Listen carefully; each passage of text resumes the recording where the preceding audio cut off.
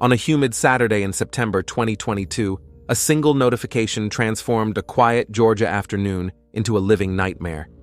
It wasn't a missed call or a frantic text, but a Venmo alert, a digital transfer of exactly $2,385. The recipient was Amanda Bearden, the daughter of 59-year-old Debbie Collier. But it was the cryptic memo attached to the funds that made the air turn cold. It stated that they were not going to let her go, and expressed her final love for her daughter. The message ended with a chillingly practical instruction. The key to the house was hidden under a blue flower pot near the entrance. Moments later, Debbie's phone went dark. She had vanished from her home in Athens without a trace, leaving behind a bewildered husband and a terrified family. What began as a high-stakes kidnapping scare soon spiraled into one of the most baffling mysteries of the decade. A search that would lead investigators deep into the dense, unforgiving woods of the Chattahoochee National Forest, only to find a scene that defied every logic of a typical crime. Your likes and comments help promote our videos, and please subscribe to Crime Queen if you appreciate high-quality true crime videos. Thank you. To understand the tragedy that unfolded in the Georgia woods, one must look past the frantic digital alerts and into the foundation of the woman who sent them. Debbie Collier was far more than a name on a police report. She was a pillar of her community in Athens, Georgia, a woman whose life was defined by professional competence and a deep, often complicated devotion to her family. Born in 1963, Debbie had reached her 59th year with the kind of stability many strive for. For over a decade, she had served as the front office manager for ABH Real Estate Advisors, a local firm where she was not just an employee, but the reliable engine that kept the business running smoothly. Her colleagues described her as a woman of routine and meticulousness, the last person anyone expected to be at the center of a national mystery. Debbie's personal life was anchored by her marriage to Stephen Collier. The couple had been together for several years, building a life in a comfortable home on a quiet cul-de-sac. Stephen, a retired veteran, shared a bond with Debbie that many viewed as rock solid. They were the kind of couple who knew each other's rhythms, which made the events of September 2022 all the more jarring. In their world, Saturday was meant for household chores, perhaps a local outing, and preparing for the week ahead. It was a life of middle-class comfort, punctuated by the southern heat and the occasional struggles that come with blending a family. However, beneath this veneer of suburban peace, there were layers of complexity, primarily centered around Debbie's daughter from a previous relationship, Amanda Bearden. At 36 years old, Amanda's life was often in flux, creating a dynamic that frequently required Debbie to step in as both a protector and a financial safety net. Those close to the family knew that Debbie adored her daughter, but the relationship was not without its shadows. There had been instances of domestic turmoil involving Amanda and her boyfriend, Andrew Giegerick, which occasionally spilled over into Debbie's orbit. These weren't just private arguments. They were documented incidents that drew the attention of local law enforcement. Despite these stresses, Debbie remained a woman of vibrant interests. She loved the outdoors, particularly the scenic beauty of North Georgia. She was known to enjoy gardening and spending time in nature, though she wasn't known as an intensive hiker or someone who would venture deep into the wilderness alone without a specific purpose. This detail would later become a focal point for investigators trying to piece together why her final journey led her so far from the safety of her paved driveway. Her personality was often described as generous to a fault. She was the type of person who would go out of her way to help a friend or a family member, often putting their needs before her own. This generosity was evident in her final digital act, the transfer of nearly $2,400 to her daughter. In the real estate office where she worked, she was the steady hand, the person who greeted clients with a professional smile and ensured that every contract was in its proper place. She was a woman of keys and flower pots, meticulous details that she carried even into her final message. The community of Athens saw her as a success story, a woman who had worked hard, raised a family, and secured a respected position in a competitive field. She was a familiar face in local shops and a dependable neighbor. But as the investigation would later reveal, even the most stable lives can have hidden fractures. As 2022 progressed, there were subtle signs of tension. Friends would later recall Debbie mentioning she was feeling overwhelmed, though she never specified by what. Was it the pressure of her job, the ongoing drama in her daughter's life, or something more internal, a quiet struggle that she kept hidden behind her office desk and her manicured lawn? Debbie Collier was a woman of the modern South, connected by technology but rooted in traditional values of family loyalty. Her life was a collection of ordinary moments, morning coffees, real estate listings, and the constant pings of a family group chat. She was a woman who cherished the blue flower pot by her door because it represented the home she had worked so hard to maintain. To understand her disappearance is to understand the weight of these responsibilities. She was the bridge between her husband's quiet retirement and her daughter's turbulent adulthood. On that fateful Saturday, that bridge simply gave way. The biography of Debbie Collier is not a story of a woman looking for an escape, but rather a woman who seemed to be holding everything together with increasingly trembling hands. As we move forward into the chilling timeline of her final day, these details of her character, her meticulousness, her financial support of her daughter, and her love for the Georgia landscape transition from simple traits to vital clues in a puzzle that would eventually leave an entire nation demanding answers. The tragedy of Debbie Collier cannot be viewed in isolation from the intricate, often turbulent web of her family life. At the center of her world was her 36-year-old daughter, Amanda Bearden. For decades, the bond between mother and daughter had been a pendulum swinging between fierce protection and exhausting conflict. Amanda was Debbie's only biological child, and as such, she occupied a space of profound emotional and financial weight. Those close to the family in Athens described a relationship defined by a cycle of crisis and rescue. Amanda's life had been marked by periods of instability, and Debbie was the constant who provided the safety net, often to the detriment of her own peace of mind. By 2022, this dynamic had reached a boiling point, largely due to the presence of Amanda's boyfriend, Andrew Giegerick. The relationship between Amanda and Andrew was, by all accounts, volatile. Local police records painted a grim picture of domestic disturbances that frequently required intervention. Just a year before Debbie's disappearance, in 2021, police were called to a scene where Amanda and Andrew were embroiled in a heated dispute.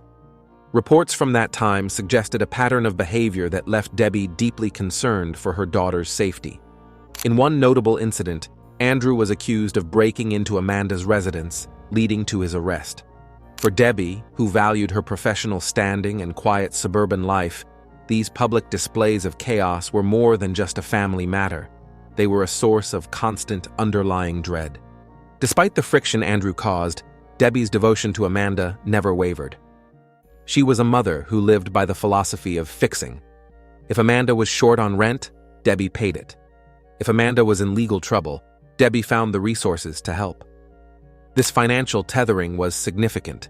At the time of her death, it was revealed that Debbie had been providing consistent financial support to the couple, who were often struggling to maintain steady employment. This bank of mom dynamic created a strange power imbalance. While Amanda was a grown woman in her mid-30s, her reliance on Debbie kept her in a state of prolonged adolescence, tethered to her mother's approval and her mother's wallet. Then there was Stephen Collier, Debbie's husband of several years. Stephen, a retired veteran, represented the other side of Debbie's life, the side that was stable, predictable, and quiet.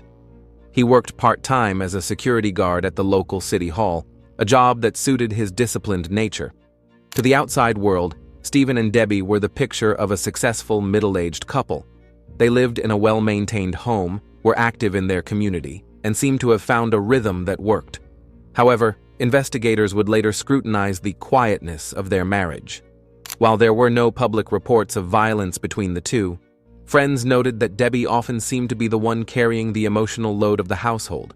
She managed the finances, handled the family drama, and maintained the professional facade, while Stephen occupied a more passive role. The tension between Debbie's role as a supportive wife and her role as Amanda's savior created a fractured home environment. Stephen, reportedly, was not always thrilled with the amount of time and money Debbie poured into Amanda's chaotic life. There were whispers of disagreements regarding how much help was too much and whether Debbie was enabling Amanda's downward spirals rather than stopping them. This placed Debbie in the middle of a tug-of-war. On one side was the peaceful life she shared with Stephen, and on the other was the urgent screaming need of her daughter. In the months leading up to September 2022, the atmosphere in the Collier-Bearden circle was particularly charged. Amanda and Andrew had recently moved back to the Athens area after a stint in Maryland, a move that brought the drama directly to Debbie's doorstep once again. They were living in a small apartment, but they were frequent visitors to Debbie's home. It was during this period that Debbie's friends began to notice a change in her. The vibrant, capable woman was appearing more tired, her smile seemingly more forced. She spoke less of her own interests and more of the difficulties at home, though she rarely went into specifics, perhaps out of a sense of loyalty or shame. The digital footprint of the family further illustrated this complexity. Text messages between the family members revealed a constant stream of logistical coordination, financial requests, and emotional outbursts. It wasn't just a family, it was a crisis management center. Amanda would reach out with a problem, and Debbie would respond with a solution, usually one that involved a Venmo transfer or a trip to the store. This constant connectivity meant that Debbie was never truly off. Even at her high-pressure job at the real estate firm, she was only a notification away from her daughter's latest emergency. This backdrop of family dynamics is essential to understanding the why of the case. When Debbie sent that final mysterious Venmo message, it was sent to Amanda, the person she had spent a lifetime rescuing. The message, "They won't let me go," was interpreted through the lens of this history. To Amanda, it was a terrifying signal that her mother, the woman who had always been her shield, was finally in a situation she couldn't fix. To investigators, the message raised a darker question. Was it a genuine cry for help from a kidnapping victim? Or was it the final communication of a woman who had simply run out of ways to manage the people she loved? The community watched as these details surfaced, and the initial sympathy for a missing woman quickly evolved into a morbid fascination with the family's private struggles. Rumors began to swirl about Andrew's temper, Amanda's reliability, and Stephen's apparent lack of awareness of his wife's movements that morning. The ideal suburban family was being picked apart, revealing a structure held together by Debbie's sheer will and her checkbook. As we look toward the events of September 10th, it is this weight, the weight of a husband's expectations, a daughter's needs, and a boyfriend's volatility, that Debbie Collier was carrying when she stepped into her car and drove away from the life she had built. The timeline of September 10th, 2022, serves as the most critical puzzle in the entire investigation, a day when ordinary errands took on a sinister, irreversible meaning. For Stephen Collier, the day began in a typical fashion. He told investigators that he last saw his wife around 9 p.m. the previous evening, Friday, September 9th, before she supposedly went to bed. On Saturday morning, Stephen left the house early for his shift at the local city hall, leaving Debbie behind. He later claimed that he assumed she was still home or running local errands, but by mid-afternoon, the silence from her end became deafening. While Stephen was at work, Debbie was embarking on a journey that would take her nearly 60 miles north of her home in Athens. The first concrete evidence of her movements that day came from a rental car agreement. Debbie had recently been involved in a minor traffic accident, and her primary vehicle was in the shop. She was driving a black Chrysler Pacifica, a late-model rental that she had picked up just days prior. At approximately 2:09 p.m., surveillance footage from a Family Dollar store in Clayton, Georgia, captured Debbie entering the shop alone. The footage showed a woman who appeared calm, composed, and intentional. She was dressed in a blue shirt and shorts, moving through the aisles with the focus of a person completing a specific list of tasks. The items she selected during this brief shopping trip would later become the most haunting pieces of evidence in the case. Over the span of just a few minutes, Debbie purchased a rain poncho, a reusable tote bag, a large tarp, a torch lighter, and a roll of paper towels. To any casual observer, these might seem like the supplies for a planned camping trip or a sudden home project. However, in the context of what followed, they appeared more like a kit for an unknown purpose. She paid for the items with her debit card, exchanged a few brief words with the cashier, and walked back out to her black van. There was no sign of duress, no shadow of a person following her, and no indication that she was anything other than a woman on a Saturday afternoon errand. It was shortly after this stop, at 3:17 p.m., that the digital bombshell was dropped. Amanda Bearden received the Venmo transfer of $2,385. The message, "They are not going to let me go, love you. There is a key to the house in the blue flower pot by the door," instantly triggered a state of emergency within the family. Amanda tried to call her mother repeatedly, but the calls went straight to voicemail. The phone, which had been active and transmitting GPS data just moments before, was suddenly dark. Panic set in. Amanda contacted Stephen, who was still at his post, and the two began a frantic effort to locate Debbie. They checked with neighbors, called local hospitals, and eventually contacted the Athens-Clarke County Police Department to file a missing person report. However, because Debbie had sent a message suggesting she was being held against her will, the case was immediately escalated from a standard missing person inquiry to a potential kidnapping investigation. The geographical gap in the timeline was staggering. Why was Debbie in Clayton, Georgia? It was a town she had no documented reason to visit that day, located an hour and a half away from her residence. As evening fell, investigators began the grueling process of tracking the black Chrysler Pacifica through traffic cameras and license plate readers. The data confirmed that she had traveled north on Highway 441, a scenic route that leads directly into the heart of the North Georgia mountains. While the family waited in agony, the investigation began to uncover strange discrepancies.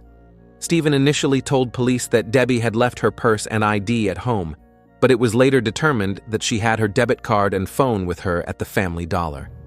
The "they" in her message remained a terrifying, nameless entity.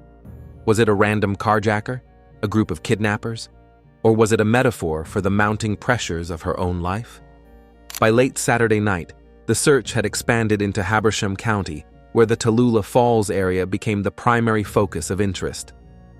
The terrain there is notoriously difficult, steep, heavily wooded, and filled with deep ravines.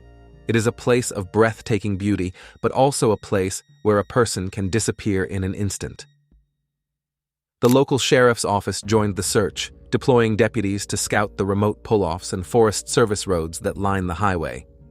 The atmosphere at the Collier home in Athens was one of suffocating dread. Neighbors reported seeing Amanda and her boyfriend Andrew pacing the driveway, their voices hushed as they spoke to detectives. Stephen remained inside, coordinating with the authorities. The blue flower pot mentioned in the message was inspected, and true to Debbie's word, a spare key was found hidden beneath it. It was a detail that grounded the mystery in a chillingly domestic reality. Even in her final moments, Debbie was thinking about the security of her home and the accessibility of her space for her daughter. As the clock ticked past midnight and into the early hours of Sunday, September 11th, the search teams were working against the elements. A light rain began to fall over the mountains, the very weather for which Debbie had purchased a poncho just hours earlier. The black van remained missing, a ghost on the dark Georgia highways. Every passing hour made the possibility of a rescue seem more remote. The "they" she had warned about seemed to have swallowed her whole. This block of time, from the moment she left her husband on Friday night to the final pings of her phone on Saturday afternoon, represents the total collapse of Debbie Collier's routine. It was a day marked by a strange duality: the cold, documented logic of a retail transaction and the hysterical, fragmented logic of a final goodbye. As the sun began to rise on Sunday morning, the searchers were no longer looking for a woman running errands. They were looking for a crime scene. The transition from a kidnapping case to a recovery mission was only hours away, and the answers they would find in the woods would only serve to deepen the mystery of what truly happened on that winding road to Tallulah Falls. The transition from a missing person case to a recovery operation was swift and devastating. On Sunday, September 11th, 2022, the search intensified as investigators utilized the GPS data from Debbie Collier's black Chrysler Pacifica rental. By late morning, the Habersham County Sheriff's Office received a tip regarding a vehicle matching the description parked in a remote pull-off along Georgia State Route 15 near the entrance of the Tallulah Falls area. The location was an isolated stretch of road, surrounded by the dense, vertical terrain of the Chattahoochee National Forest. When deputies arrived, they found the black van locked and seemingly abandoned. There were no signs of a struggle near the vehicle, no broken glass, and no blood. It sat silently under the canopy of old-growth trees, a mechanical ghost in the wilderness. Inside the van, investigators saw Debbie's purse and some of her personal effects, but the woman herself was nowhere to be seen. The discovery of the vehicle immediately narrowed the search radius, and a K9 unit was brought in to pick up a scent from the driver's seat. The dogs led the search team away from the road, down a steep embankment into a thicket of brush and briars. The descent was treacherous, requiring the searchers to navigate slippery soil and tangled roots. Approximately 30 to 50 yards from the pull-off, in a small ravine, the search came to its grim conclusion. Debbie Collier was found lying face up in the dirt. The scene was not merely tragic, it was profoundly disturbing. Her body was partially charred, with visible burns on her stomach and chest. Nearby, investigators discovered the remnants of the items she had purchased just 24 hours earlier at the Family Dollar. The red tote bag was partially melted, and the blue tarp she had bought was singed. Most hauntingly, her hand was still clutching a small tree branch, as if she had been holding on to the earth in her final moments.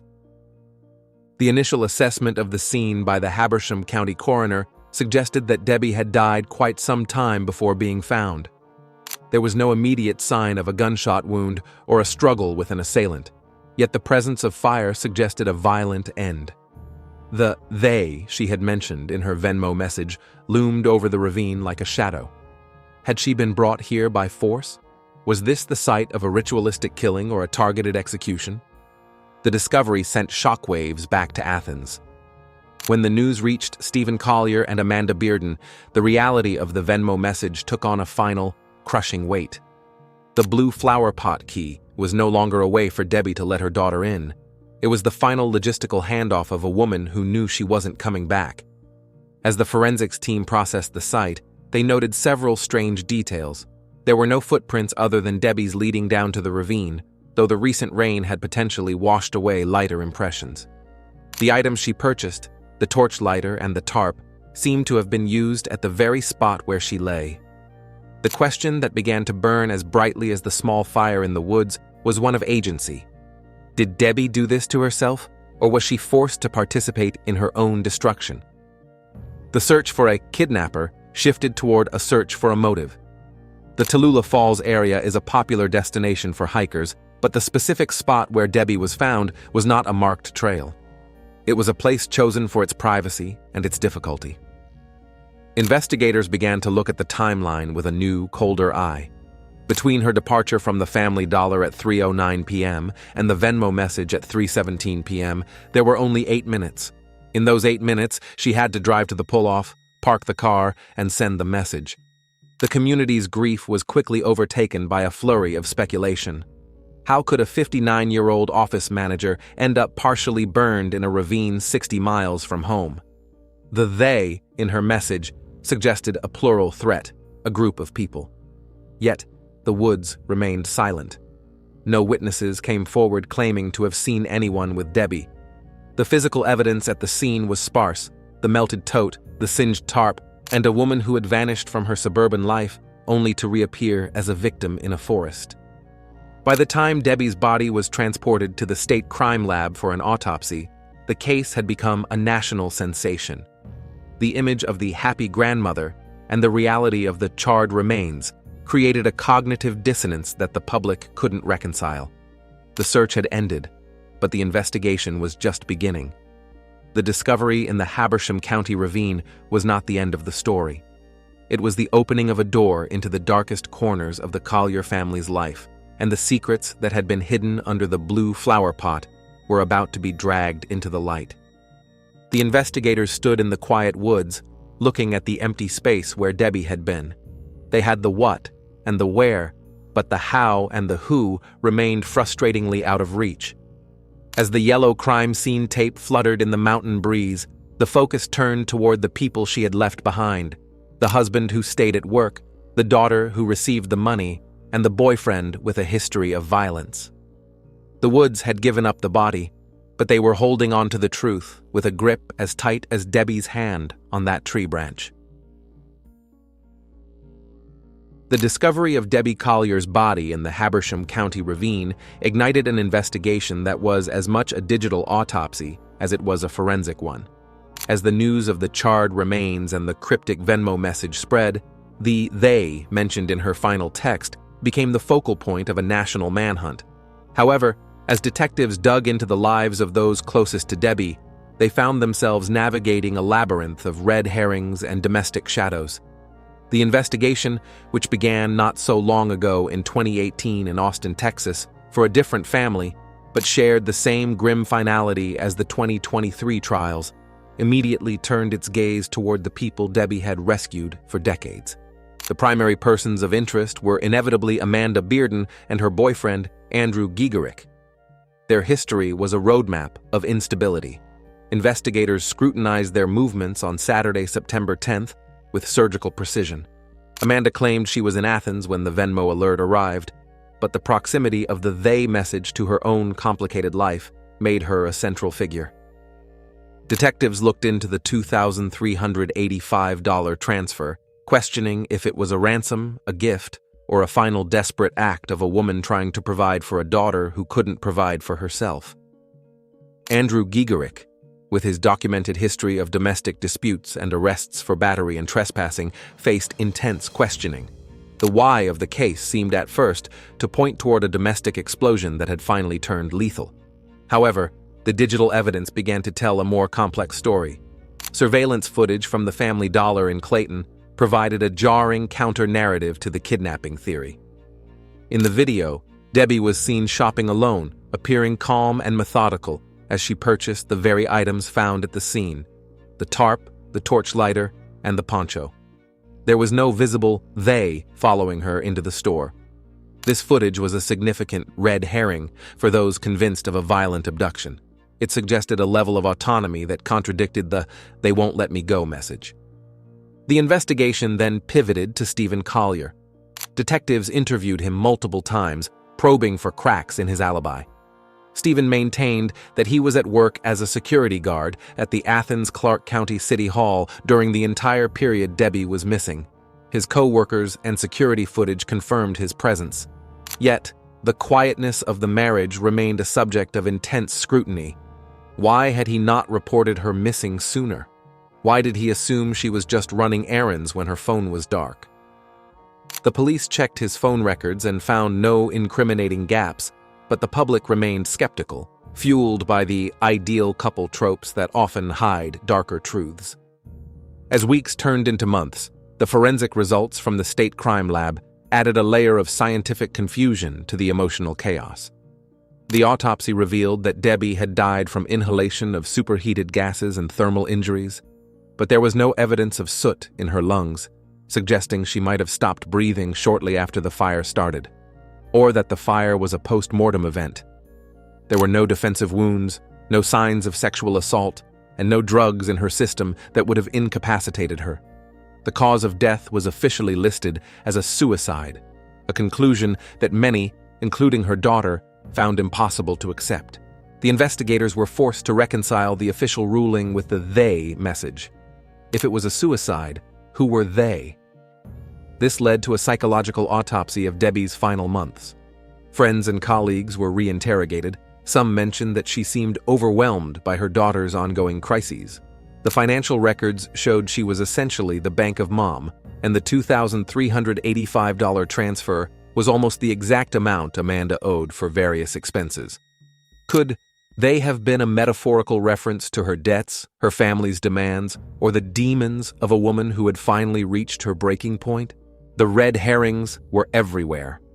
A white truck seen near the pull-off was tracked down, but the owner was cleared. A reported scream in the woods turned out to be a fox.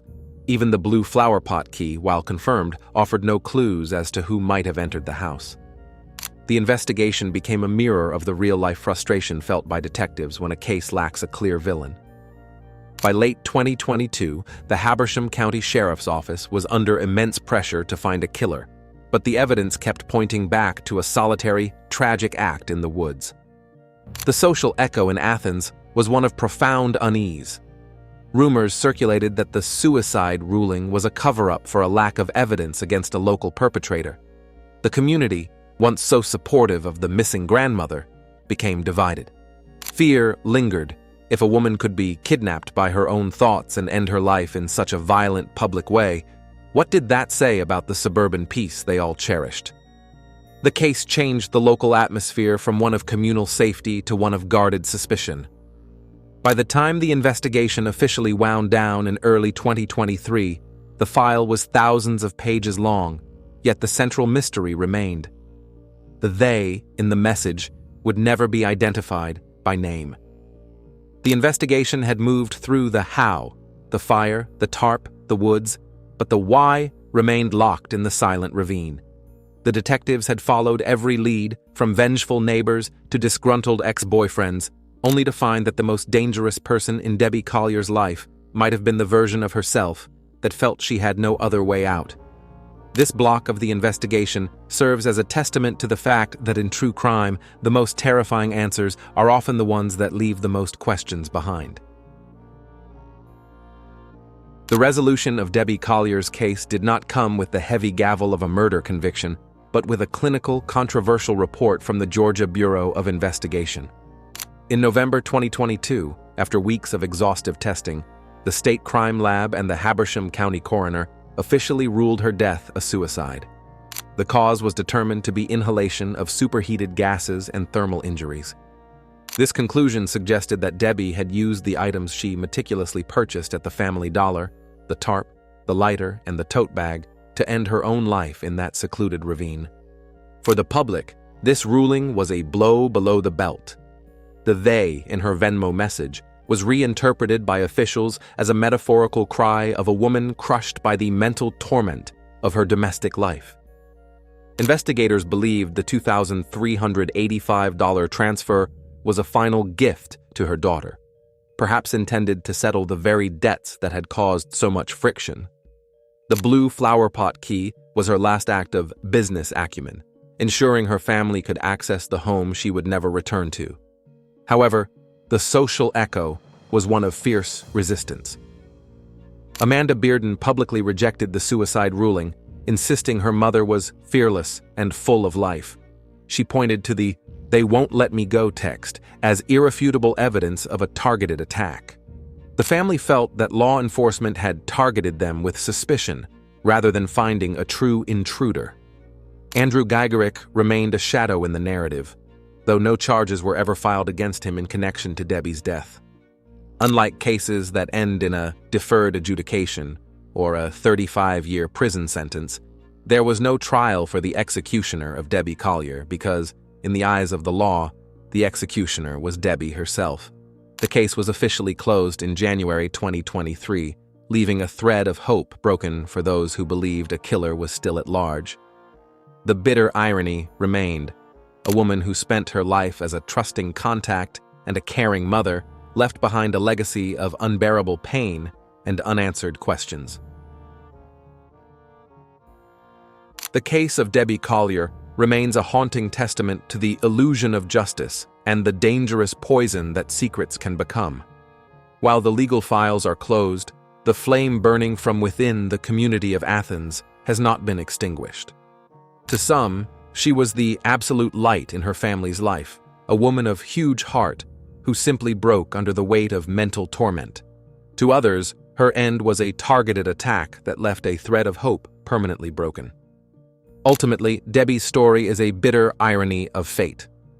A woman who built a successful business from scratch and managed an elite jewelry business with meticulous care left behind a digital trail that led only to a dead end.